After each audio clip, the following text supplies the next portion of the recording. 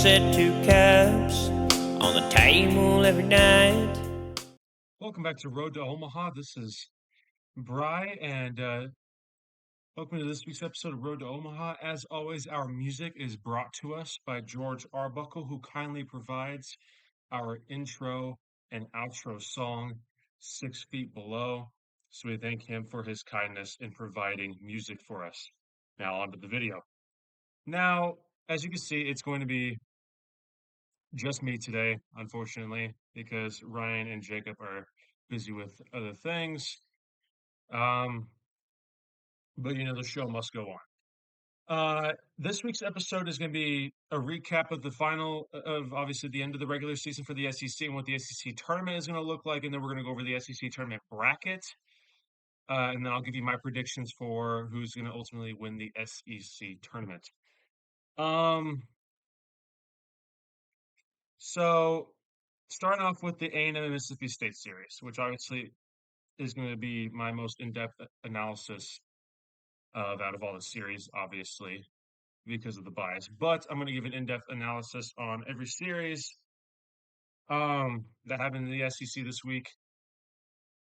A&M and Mississippi State, they're battling for a top 8 national seed coming into this week, as A&M was ranked number 10 in the country. Mississippi State was ranked number 13.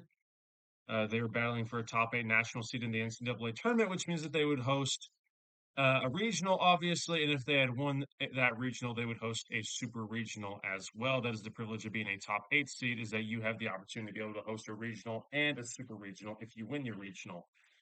As well as a top 4 SEC tournament series being on the line, which will be really good for A&M, which I'll explain in a bit. So game 1 was interesting. I'll give you a little bit of background. Okay. For A&M, Sims was out this weekend. He's not permanently injured. He's going to be back for the tournament, but he was out this weekend because he was just having muscle soreness. So he did not pitch this weekend to prevent injury, which kind of put A&M in kind of a crutch because he has been obviously the best pitcher on our staff the entire year. He's been our ace. And because of how much Sadeo's been struggling in the Friday night spot, what Early's done the last 2 weekends now, which has worked a little bit, actually. It's been fairly effective, is putting Ethan Darden, who has been actually really good out of the bullpen in the late half of the year, or the second half of the year, as the opener, and then bringing Sadeo in as the guy behind him. They were basically doing what Tennessee did in 2024. They were pulling a Tampa Bay Rays. They were using an opener. Obviously, in that case, Darden's job is just get the first 9 outs, which is like first 3 innings. Let Sadeo take over from there, since he had been struggling, and he still is struggling to a fair extent.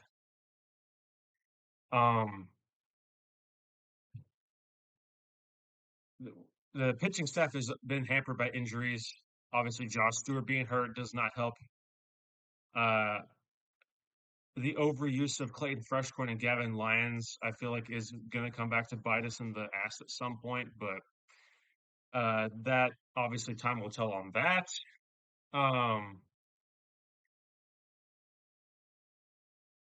It's going to be interesting to see what happens. I don't know what this is, but I'm ignoring that.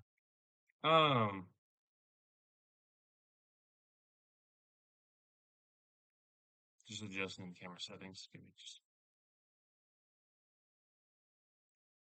There we go. Okay. So,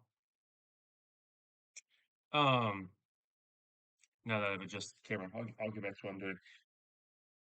Our pitching staff has had a couple injuries, and also just our pitching staff has struggled the entire year. Okay.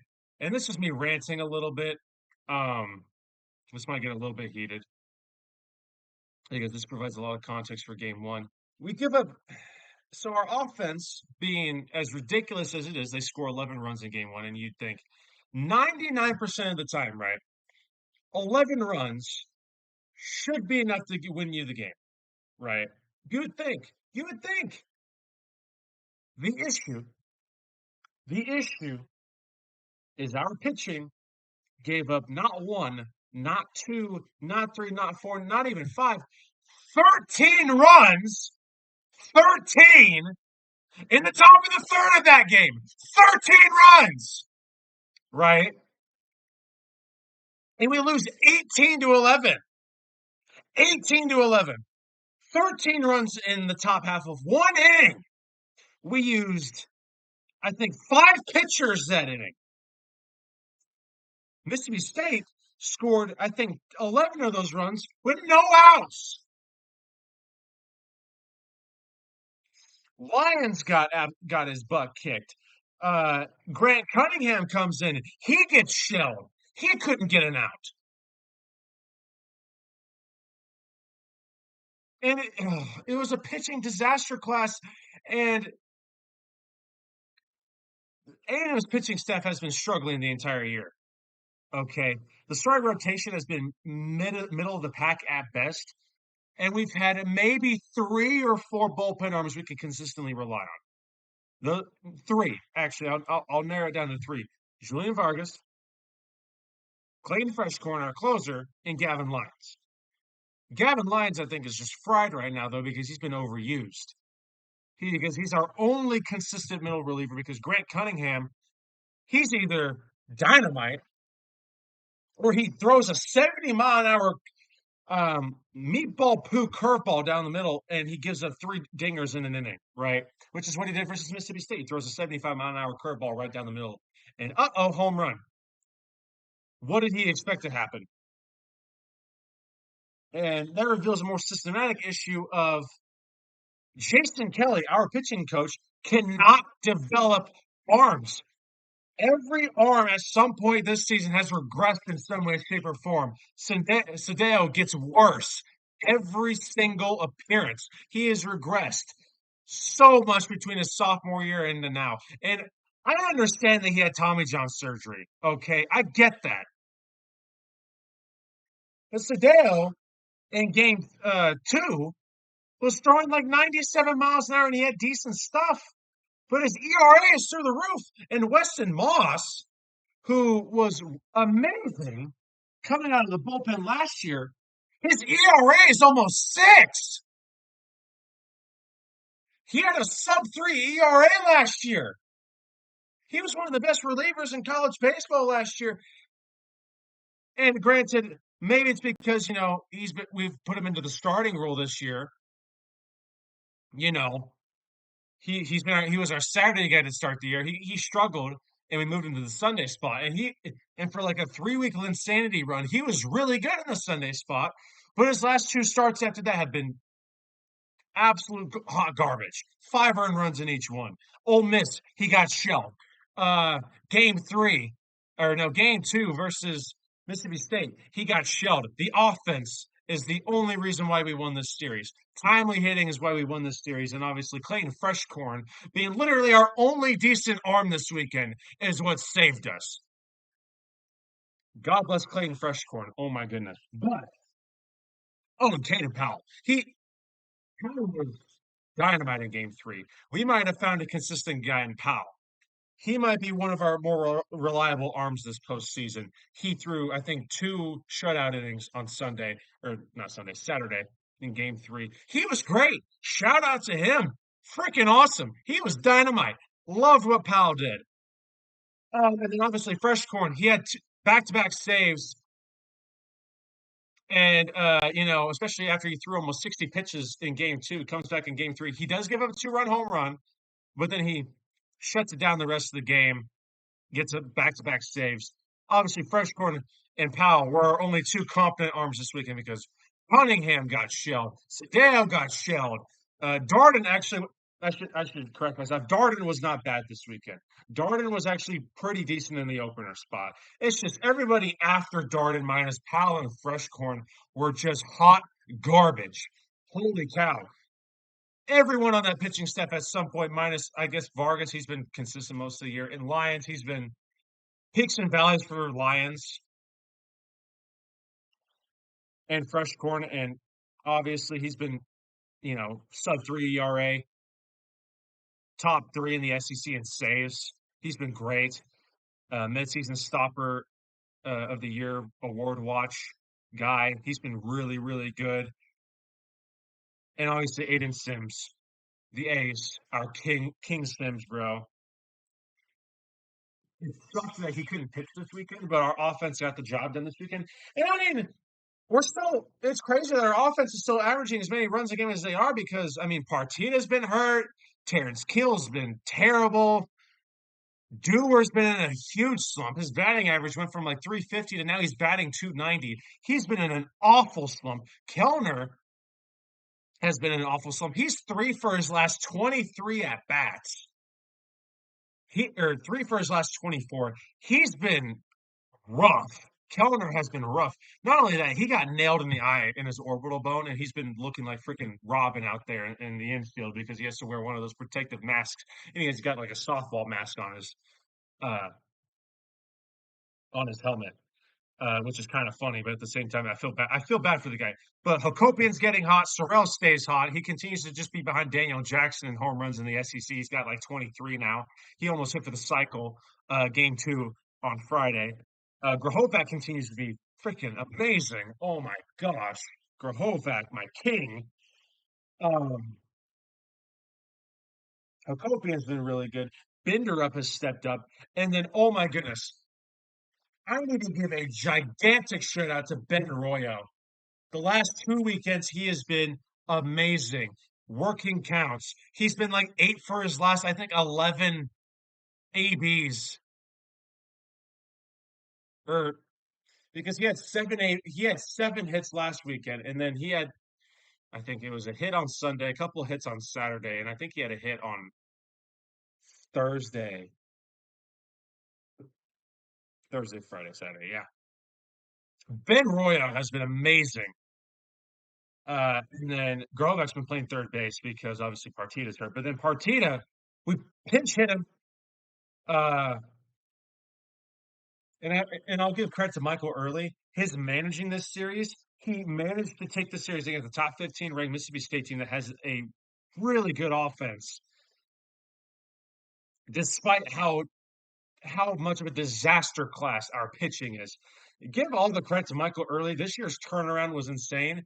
And the way that he was able to get us to an 18-11 conference record, and we're probably going to finish like 9 or 10 in the top 25 for the regular season, despite how just god awful our pitching staff is a testament to how good he manages the offense and in general how much that he's developed from a coaching standpoint from year one to year two as a head coach.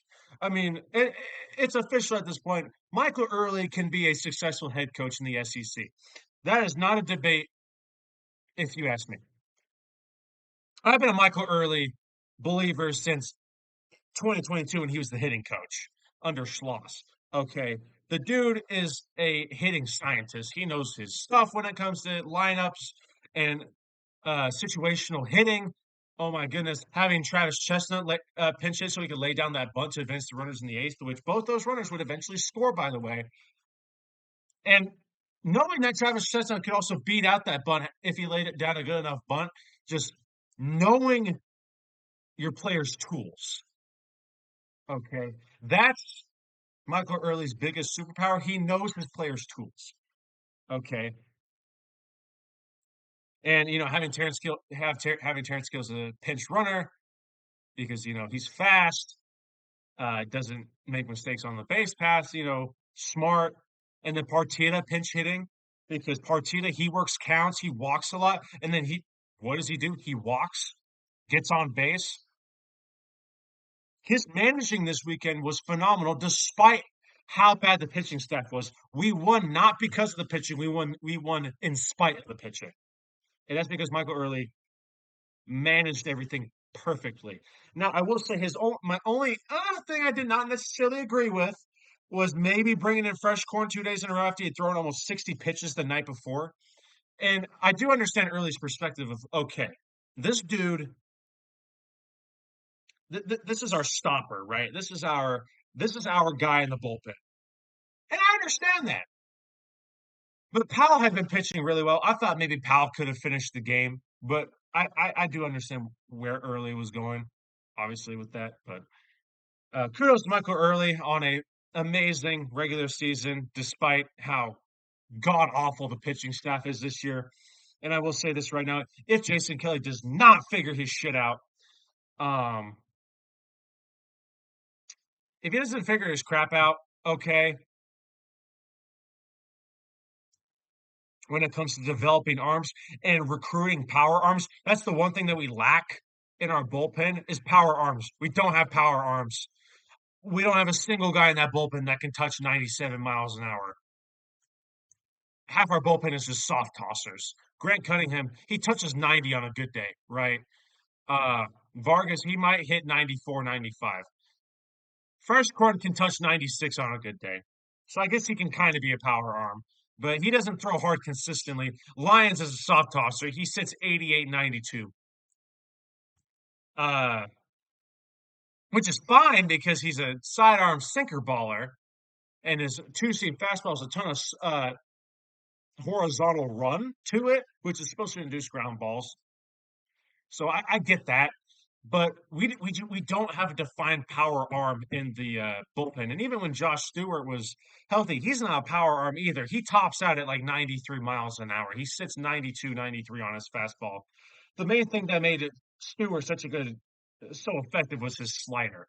His slider was wicked, but obviously that's no longer the case because his elbow decided to, go.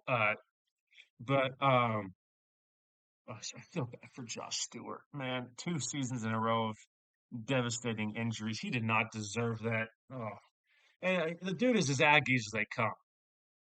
I mean, the dude is just an Aggie. And also on the Instagram post where they're opening up their cleats, he had his Aggie ring on, and I'm like, that's freaking awesome. I love that he got his ring, but it sucks because Josh Stewart was really good in 24. He was nails in that postseason. Gosh, sucks. It sucks. You got to feel for the guy, honestly. He bleeds maroon and white, and he would give an arm and a leg to be able to pitch for us. I know that for an absolute fact. So it sucks. And I feel bad for Sadeo, too. Definitely, this is not the season he was anticipating to have. His senior year, Tommy John surgery, he's healthy now, and, he gets lit up. I feel like that's partially Jason Kelly's fault, but, at the same time, baseball is a very psychological sport, right? So, um, I do feel for Sadeo. I feel for Stewart, you know, not having the seasons that they anticipated, but those guys bleed maroon and white for us. Um, I love them. They're awesome, awesome Aggies. They're great representatives of our school, and I might rag on them a lot for their on the field performance, but off the field, they're uh, great representatives of our great university. So all kudos to them. Just kudos to that entire team. They're wonderful representatives of our university. They're a good team, good group of guys. We have a good team this year. A lot of team chemistry this year. So I love this team for as much as I do rag on this team a lot. I do it because I love this team. So I'll tell you what, I love the school. I love the team. I'm very passionate about it, and I know it does leak sideways as criticism, but it's just because I know what those boys are capable of. But back to my original point, if Jason Kelly does not figure his crap out, he's gone. Early should fire him on the spot. Get out of here. If we cannot recruit power arms, and if Jason Kelly cannot prevent more regression in the current pitching staff, he needs to go. Because Michael Early is not the problem. And I've seen a lot of guys being like, "Oh, fire Early after the 18-11." Dude, we were projected to finish like 13th in the SEC. We finished in third place. We're a 3 seed in the SEC tournament, and we're probably going to be the number 8 seed in the NCAA tournament. What do you mean, fire Early? Was last year, did it not go as we planned? No, we start off the year, number one in the country. We finish unranked and we miss the tournament. And obviously, Early had his growing pains. It was his first year ever as a head coach. He was still figuring things out. despite the talented roster, but at the same time, that roster also underperformed heavily. Laviolette had probably the worst year of his career. He didn't even hit 20 home runs. Uh, Sorrell was hurt half the year. Grahovac was hurt the entire year. Caden Kent was hit or miss. Um, we didn't have consistent production in the lineup. The pitching was hit or miss. As Lampkin and Justin Lampkin and Ryan Prager both had down years. Especially Prager, he was ugh. And Lampkin, I think he should have stayed another year in college, but what do I know? I think he had way more time. He needed more time to develop. Um, we didn't have really defined roles in the bullpen last year. Stewart shattered his knee exploded on him last year. So he was out all of last year too. He threw 6 pitches last year before his knee just decided to freaking kill itself. Um, but I hate the fire early crap. It's the most pessimistic doomer fan garbage. And I know I criticize this team a lot, but I also acknowledge what we're good at. We have one of the best offenses in the country. We finished 18-11 in conference play with the third best record in the conference, behind Texas, and which we have the head over Texas, but Texas got freaking Missouri to end the year, which pisses me off. That was an easy sweep for them. So they got the 2 seed. But I mean, no one was beating Georgia for the SEC this year. They finished 23-7 in conference play, which is ridiculous. Georgia was ridiculous this year. But I just hate this doomer garbage of our fan base where they just want to nuke the entire staff because one game inconvenience is a giant inconvenience to them. And obviously, I'm gonna push back a little bit, be like, because I understand, I've been saying fire Jason Kelly, but not because of one game that is an inconvenience to me. Okay, but college baseball is a game of peaks and valleys. You're gonna have hot stretches where you're beating every team in the world, and you're gonna have stretches where you can't even scratch a run across the board. Baseball is a very volatile sport. It's not like football. Okay, it's nothing like football, where if you just have the best talent, if you're more talented than the guys across from you, then nine out of 10 times you're probably going to win. Which I know, obviously, upsets happen all the time in football. I understand that. I'm a huge college football fan, and I play football myself. I understand that, but like talent gaps don't exist as much in baseball as they do in football. Okay, that's not necessarily true. The difference between mid majors and the top SEC teams is pretty staggering in terms of at least pitching talent. But um, college baseball is so volatile that peaks and valleys nature is just going to happen. We're going to win some series and we're going to lose some series, especially in the SEC, which is the best baseball conference. Okay, with the best talent and the best coaches and the most hostile environments to play in, you're not going to win every series in the SEC. If you win every series in the SEC, that's a God squad. Okay, that's a one in a million years, never going to happen again. Warren Buffett, 1 in a billion type thing that just does not happen. Okay, you're not going to win every series in the SEC. But I call out Jason Kelly because the pitching staff the entire year has consistently underperformed. They've regressed as the year has gone on. They can't stay healthy. Um, the key guys in the starting rotation that should be performing have regressed minus Aiden Sims. I mean, especially Weston Moss's regression has been so staggering. Holy cow. Weston Moss's regression has been insanely staggering. It is frightening how bad his regression has been. But that has been a throughout the entire year consistent basis thing. Okay. These Junior fans that after one loss, not even a series loss, one loss of a game, want to nuke the entire staff. And I get it. Losing giving up 18 runs does not feel good. It stinks. It's terrible. But that's just baseball, right? Um, and like I said early, despite how awful our pitching staff has been most of the year, he's beaten multiple ranked SEC teams this year in pretty dominating fashion. And he figured out how to win this series, come back from that one game to nothing hole to take the series versus a really good Mississippi State team, despite the pitcher, despite how just awful the staff has been this year. You don't fire a coach that can do that. We were able to take the Florida series on the road despite losing game one despite how bad our pitching staff is. We were able to sweep LSU on the road, which granted, I know. LSU's been awful this year. Those are still the defending champs, though. In Baton Rouge, in the box, we were able to walk into the box and turn that into Olson Field East, right? Sweep there. We were able to beat Vandy at home. We were able to sweep a top uh, at the number two team in the country, ranked Texas at home in pretty dominating fashion, despite how bad our pitching staff is.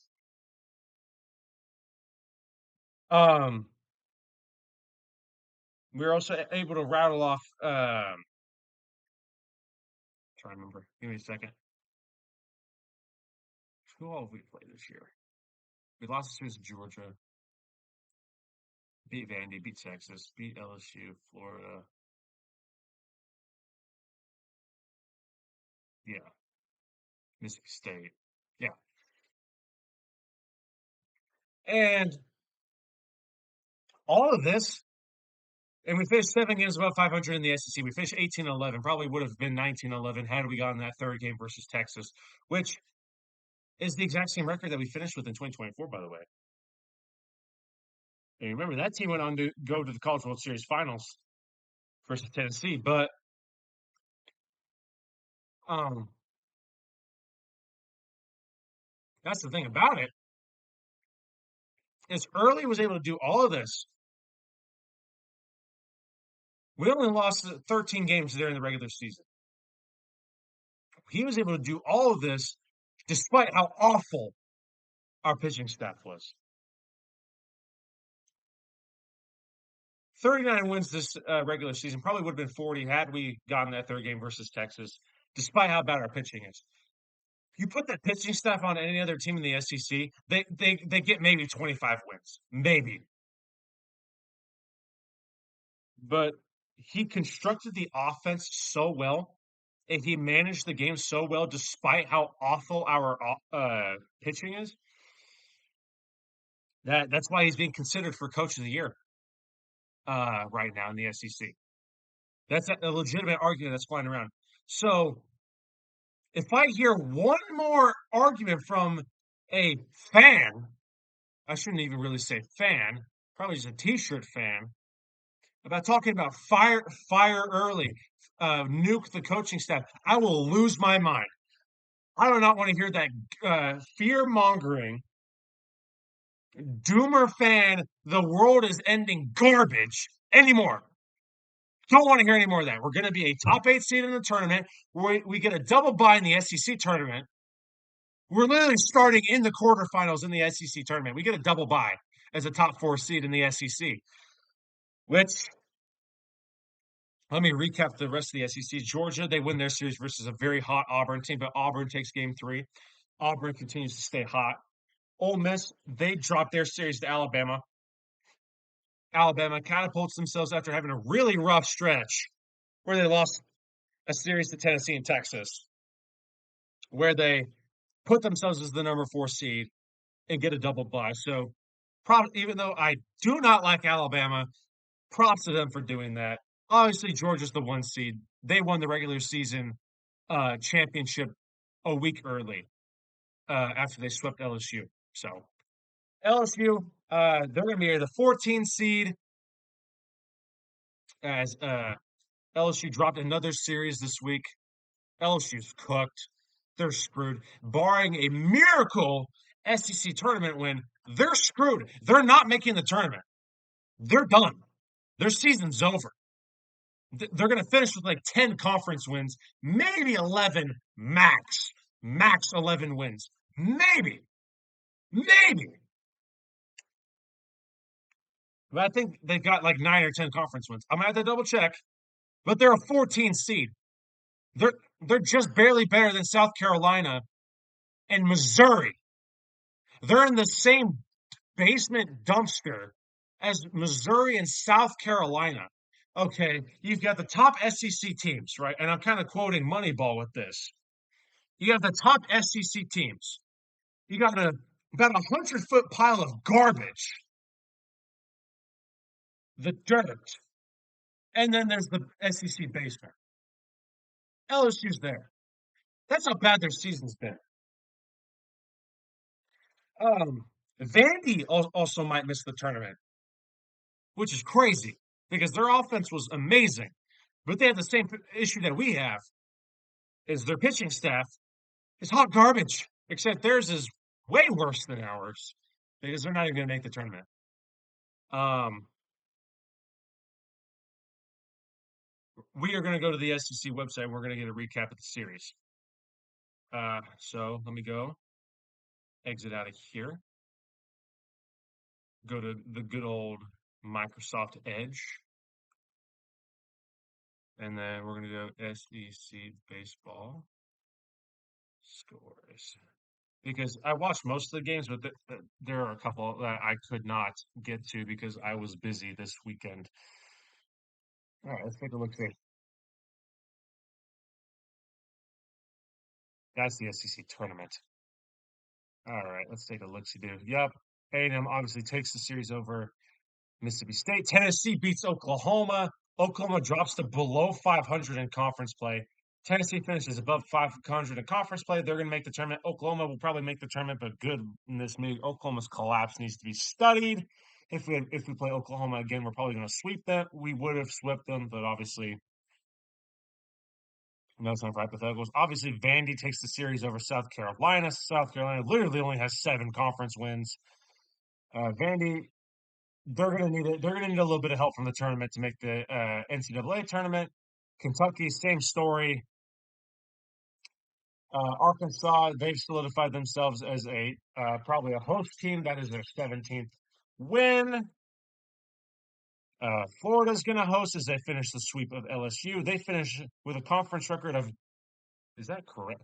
Oh my goodness, 9-21. Oh my gosh, that is only 3 games better than Missouri. Oh my gosh.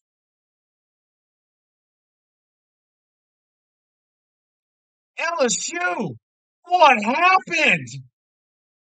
Oh, Jacob would be rolling in his metaphorical grave if he was dead. Oh, Jacob would be crashing out if he was on the podcast right now. Holy cow. Auburn they take the finale to salvage the series versus Georgia, but Georgia finishes with a conference record of 23-7. Ole Miss, they finished 500 on the dime in conference play. They lose the series to Alabama, who is now the 4 seed in the SEC tournament. That's just crazy, bro. Oh my gosh. Texas obviously sweeps Missouri. Whoa, who could have saw that coming? Bro.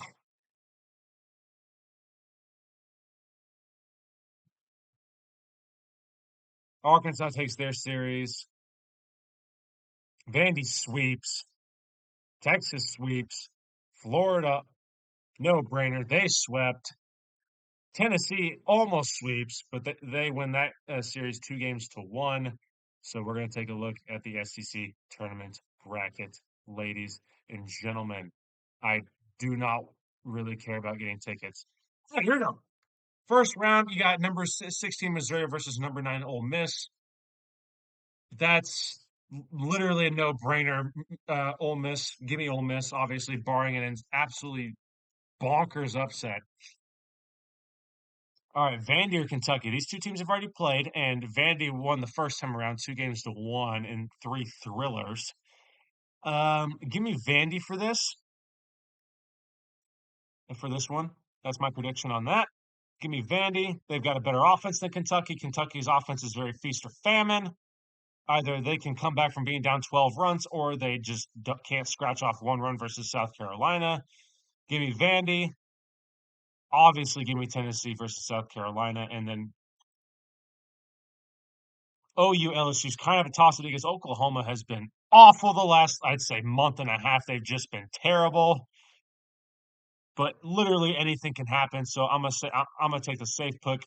Oh man, I can't pick all the higher ranked seeds. So you know what? I'm gonna say LSU somehow sneaks out a win. Ole Miss versus Mississippi State. Give me Ole Miss. They've got a better pitching staff. Give me Florida for round 2. And then Tennessee versus Arkansas. Give me Tennessee. Their pitching staff has been much better than Arkansas's the last couple weeks. And then obviously if it was LSU versus Auburn, give me Auburn. That's a no-brainer. And then if Ole Miss were to play Georgia, this one's a toss-up because those two teams played 3 thrillers. A series that Georgia barely won. But I'd say give me Georgia again. Florida versus Bama. I'd say give me Florida. Florida's got a better pitching staff, and their offense is fairly clutch. If we're doing Tennessee versus Texas, I don't know. Texas offense likes to disappear in crucial moments, so give me Tennessee. And then us versus Auburn. Auburn, their play style directly counteracts ours. But because I am biased, I'm gonna say A&M. So it'll be A&M versus Tennessee in the semifinals, and then it would be Florida versus Georgia, and then obviously give me Georgia to make it to the championship. Tennessee versus A&M. Give me us, obviously.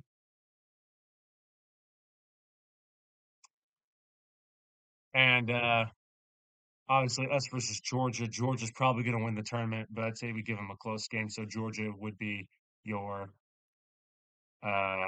obviously, your tournament champions, and we'd be the runner-ups for the tournament.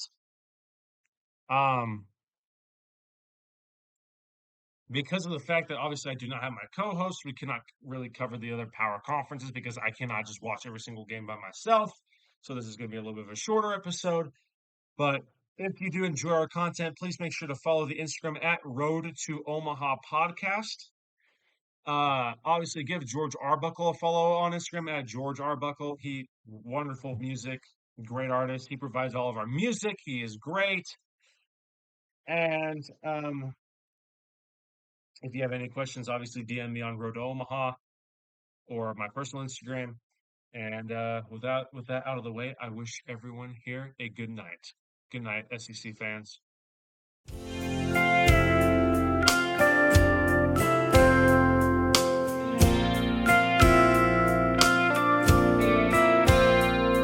I still set 2 cups on the table every night.